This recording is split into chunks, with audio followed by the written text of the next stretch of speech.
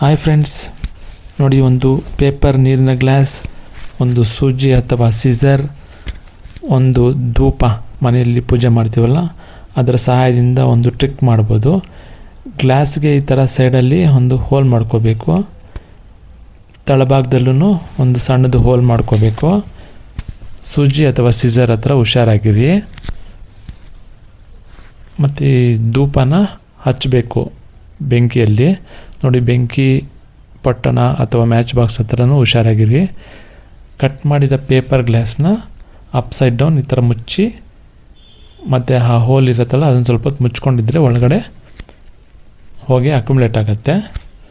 ಮತ್ತು ಮೇಲೆ ಹೋಲಲ್ಲಿ ಟ್ಯಾಪ್ ಮಾಡಿದ್ರೆ ಈ ಥರ ಸರ್ಕಲ್ ಆಗಿ ಹೋಗೇ ಬರುತ್ತೆ. ಮಕ್ಕಳಿಗೆ ತುಂಬ ಇಷ್ಟ ಆಗುತ್ತೆ. ನನ್ನ channel bobs tech, please subscribe ಮಾಡಿ, ಈ ವಿಡಿಯೋನ ಶೇರ್ ಮಾಡಿ, ಲೈಕ್ ಮಾಡಿ. ನೋಡಿ, ಚೆನ್ನಾಗಿದೆಯಲ್ಲ, ರಿಂಗ್ ಆಗಿ ಬರುತ್ತೆ ನೋಡಿ ಹೊಗೆ. Thank you.